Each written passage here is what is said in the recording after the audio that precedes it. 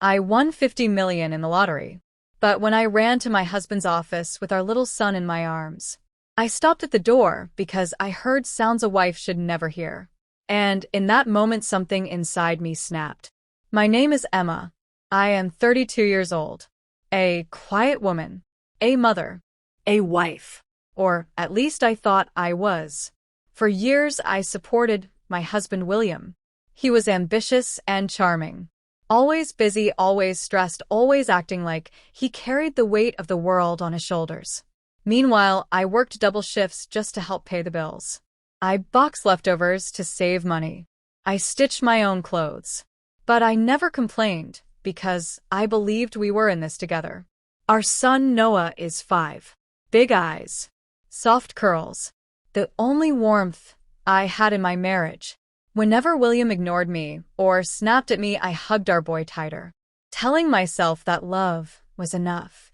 Then one day, everything changed. I was on my way home when I bought a lottery ticket on a whim. Just one ticket. Just one silly moment of hope. A week later, I checked the numbers while stirring rice on the stove. And I froze. Every number matched. My heart slammed against my ribs. I whispered, "No way. No way. Not real. This cannot be real." But it was. 50 million. Enough to change everything. My first thought was, I need to tell William. He deserves this happiness too. This will fix everything. So I grabbed Noah, wrapped him in his little sweater, and rushed to William's office. Rain was falling. The streets smelled like wet dust. My heart raced with excitement. I imagined his smile, his hug, maybe even his tears. But what I found instead destroyed every illusion I had left. When I reached the office floor, I heard something before I even touched the door. A soft gasp. A low moan. A bed-like creak. I felt my stomach twist. I stepped closer, holding my son against my hip. He mumbled, "Mom, are we there?" "Yes, baby, just 1 second." Then I heard William's voice. Not angry, not stressed, but breathless. Playful, intimate. And then I heard her, his secretary. "Lena." She giggled. "William, you are crazy. What if someone hears us?" He replied, "Let them, I don't care." My heart cracked like glass. My legs went numb. It felt like the air disappeared, and I could not breathe. I stared at the office door. A door I had walked through with lunchboxes, birthday gifts, notes saying "I love you." Now it was a wall between me and the truth. A truth that burned. My son tugged my hair. "Mom, why are you shaking?" I forced a smile. Cold. Empty. Fragile. "I am okay, baby. Mom is okay." But inside I was falling into a black pit. All those nights he said he was working. All the times he accused me of being insecure. All the moments he looked at me like I was a burden. Now, everything made sense. He wasn't distant. He wasn't tired. He wasn't overworked. He was in love with someone else. Or, at least, in lust enough to betray me over and over.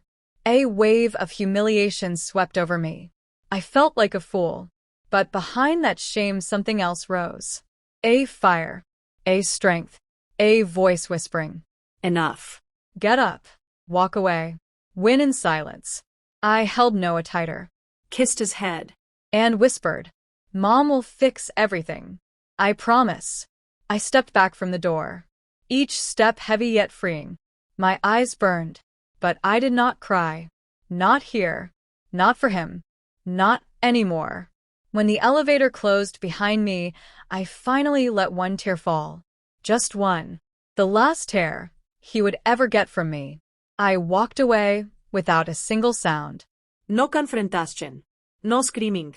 No begging. I left him exactly where he deserved to be. In the shadows of his own lies. That night, he came home whistling. Whistling. As if he had done nothing. He even said, "Why is dinner late?" I stared at him quietly. Just tired, he did not notice the change in my eyes. He never noticed anything that did not serve him. When he went to shower, I sat with my son. His small hands played with a toy car, his innocent voice humming. And I whispered, "We are leaving soon, Noah. We are going somewhere safe." He nodded, not fully understanding. "Okay, Mom. As long as I am with you." The next morning before sunrise, I packed the essentials. Documents, clothes, toys. I transferred money into a private account. I booked a new apartment under a different name. I called a lawyer known for defending women who wanted justice without mercy. By the time William woke up, his world had already begun collapsing. He called me, his voice sharp. "Where are you?" I said quietly.